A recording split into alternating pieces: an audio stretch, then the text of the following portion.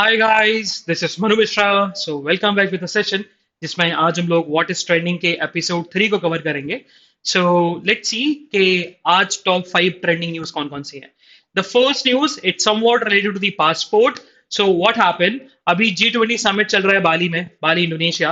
And G20 Nations की अगर हम बात करें तो India is also the part of G20 nation and उसके साथ साथ UK is also the part of G20 nation. And I hope आपको G20 नेशंस अगर याद करने हैं ना, तो इसका सिंपल सा फंडा, एक सिंपल सा तरीका ये है, just learn the countries continent continent wise. So अगर हम एशिया की बात करें तो एशिया में आप ये देखो कि G20 नेशंस क्या मांगता है, जो सबसे डेवलपिंग नेशंस हो। So India is a fastest developing nation, China, Japan, south Korea, Indonesia. So these nation from Asia जो कि G20 के पार्ट है। वहीं अगर आप साउथ अमेरिका में जाओगे तो वहां पर सिर्फ दो नेशन है, ब्राजील और अर्जेंटीना। सो ऐसे आप ना कंटेंट के वाइज कवर करते जाओगे तो you will get to know कि G20 नेशन कौन कौन से हैं। आपको रोड रनिंग नहीं करनी पड़ेगी। चलो, let's shift to the our session, our first point, first trending news, that is about passport. So G20 nation में UK is also part of G20 nation, India is also part of G20 nation. तो दोनों के head of the government, मतलब दोनों nation के prime minister present है, summit में participate कर रहे हैं। एंड कल उन्होंने बायलेटरल टॉक्स करी। And after the bilateral talks between the Narendra Modi and UK के prime minister Rishi Sunak, UK government ने अनाउंस किया है UK India young professional scheme. And under this scheme, UK government 3,000 visas Indian students and workers को allow करेगी for 2 years, for the 24 months. Under this scheme, इस scheme के अंदर ये basic फंडा ये है कि फॉर 2 years के लिए 18 से लेकर 30 तक अगर कोई इंडियन स्टूडेंट्स या फिर कोई इंडियन वर्किंग प्रोफेशनल यूके में आना चाहता है तो उसको इजीली वीजा मिल जाएगा and he can work. Okay, so बस यही एक ट्रेंडिंग न्यूज चल रही है एंड इट्स अबाउट कि यूके ने 300 वीजा जो है वो अलाउ कर दिए हैं इंडियंस के लिए under the, just learn the name of the scheme as, and the name of the scheme is what? UK India Young Professional Schemes.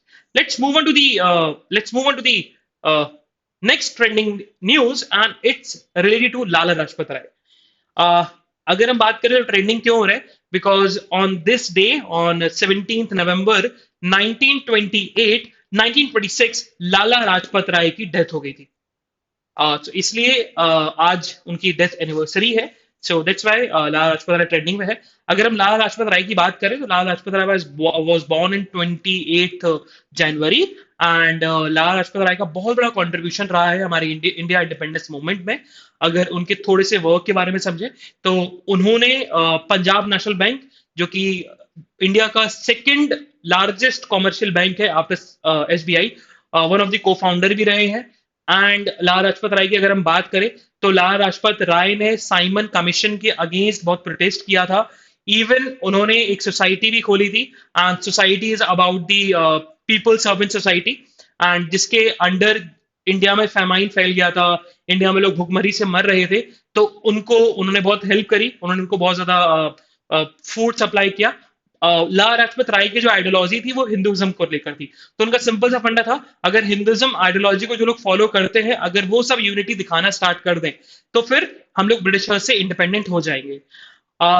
Nine 1926 में जब लाला लाजपत राय प्रोटेस्ट कर रहे थे साइमन कमीशन के अगेंस्ट, साइलेंट प्रोटेस्ट चल रहा था 1928 में, नॉट 1926, 1928 में जब प्रोटेस्ट चल रहा था साइमन कमीशन के अगेंस्ट, तब जेम्स स्कॉट करके एक ब्रिटिश पुलिस ऑफिसर थे, उन्होंने लाठी चार्ज का अनाउंसमेंट दे दिया था।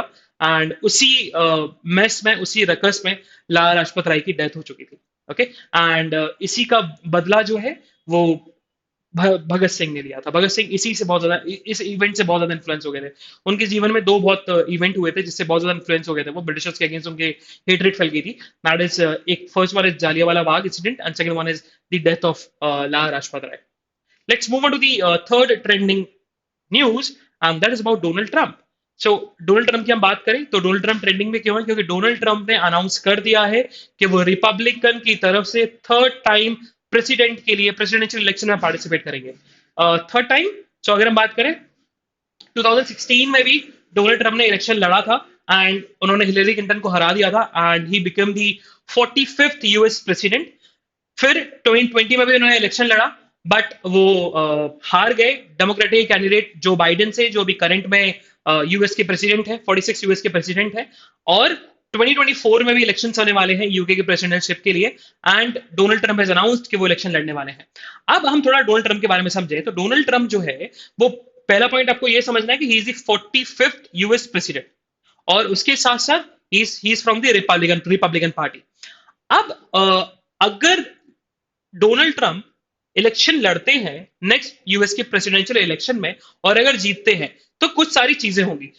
जैसे कि फर्स्ट थिंग होने वाली है कि after Joe Biden, he will become the second oldest US president in the history. और अभी तक की हिस्ट्री में, यूएस के प्रेसिडेंशियल इलेक्शन की हिस्ट्री में, अभी तक किसी भी प्रेसिडेंट जो इलेक्शन हार चुका हो वो फिर से कैंडिडेट नहीं बना था। वो सिर्फ एक बार हुआ है, but Donald Trump become the second person जो आफ्टर लूजिंग द इलेक्शन फिर से अपना कैंडिडेट जो है नॉमिनेशन फाइल करेंगे फॉर द प्रेसिडेंशियल इलेक्शन के लिए। तो अभी डोनाल्ड ट्रंप बहुत ज्यादा लाइमलाइट में चल रहा है। towards the next trending point, and that is about the Taiwan and China. So, according to the reports, Taiwan and China जो है, according to the reports, Taiwan is fully ready कि वो चाइना के साथ वॉर कर सकता है। It means कि ताइवान पूरे तरीके से उसने अपना अपना वार्म अप कर लिया है, एंड ही इज रेडी कि अगर चाइना पे अटैक करेगा सो हम लोग उसको डिफेंड करेंगे, हम लोग फुल ऑन वॉर करने वाले हैं। अब थोड़ा ताइवान की अगर हम बात समझे, ताइवान चाइना की बात समझे, तो इशू क्या उठ रहा है। अगर आप चाइना की बात सुनते होगे, आपको चाइना दिमाग में आता होगा, तो चाइना से रिलेटेड आपकी दो टेरिटरीज और दिमाग में आती हैं, एक होता है हांगकांग और एक है ताइवान। सो हांगकांग और ताइवान जो थे ना, पहले चाइना की एक पॉलिसी थी। The name of the policy is what, one nation two system. Taiwan जो कि कम्युनिस्ट नेशन है, वहीं अगर आप हांगकांग जाओगे या ताइवान जाओगे, वहां पर आपको डेमोक्रेसी दिखेगी, डेमोक्रेटिक सिस्टम ऑफ गवर्नमेंट है। बट चाइना ने कुछ समय पहले under the regime of Xi Jinping, उन्होंने एक पॉलिसी, इन्होंने वो एक पॉलिसी लेके आए थे, वन चाइना पॉलिसी। और वन चाइना पॉलिसी को बहुत फुली तरीके से इन्फोर्स करना चाहते थे। And under the one China policy they want कि ताइवान और हांगकांग जो है वो पूरा का पूरा हमारे कंट्रोल में आए, और जो वन नेशन टू सिस्टम वाला जो कॉन्सेप्ट है उसको खत्म कर दिया जाए, और उसको कन्वर्ट करके वन नेशन वन सिस्टम में कन्वर्ट कर दिया जाए। अब इसी चीज को लेकर ताइवान जो है वो झुकने वाला नहीं है, एंड इसी के चलते ताइवान जो है वो वॉर के लिए फुली प्रिपेयर्ड है। और कुछ दिन पहले, अराउंड एक मंथ पहले ही, चाइना ने बहुत ज्यादा ड्रिल्स किए थे ताइवान के अराउंड में।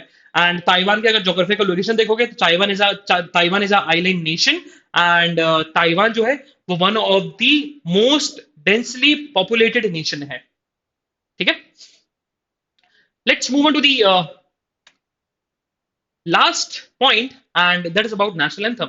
सो अभी भारत जोड़ो यात्रा चल रही है, जो कि कांग्रेस पार्टी की तरफ से है। कांग्रेस पार्टी जो है ऑर्गेनाइज करा रही है, लीड राहुल गांधी कर रहे हैं, former president of Congress. And हुआ क्या कि अभी जब भारत जोड़ो यात्रा में उन्होंने बोला कि राष्ट्रीय गीत बजाओ, तो राष्ट्रीय गीत की जगह नेपाल का नेशनल एंथम जो है वो बच गया। वो स्टार्ट हो गया नेपाल का national anthem.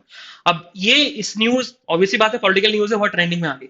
But the main reason behind this trending point is, the explanation for this issue is that we have to know about the history of our national anthem.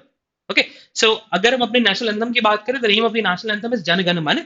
And देखा जाए तो ये जो है रविन्द्रनाथ टैगोर ने फर्स्ट टाइम गाया था। But इसके लिरिक्स जो है वो एक पर्सन थे, रागा अहिल्या, उन्होंने ये लिरिक्स लिखे थे। बट समवॉट लिरिक्स जो है बहुत चेंज हो गए हैं, लेकिन जो लाइंस जो थी जनगण मन की, वो रागा अहिल्या ने पहली बार ये डिपिक्ट किया था। तो उन्हीं के आइडिया पर रविन्द्रनाथ टैगोर ने जनगण मन जो है नेशनल एंथम जो था उन्होंने रोट किया था। एंड फर्स्ट टाइम जनगण मन को संग किया गया था इन दी इंडियन नेशनल कांग्रेस 1911 में, जो कि कलकत्ता में हुआ था।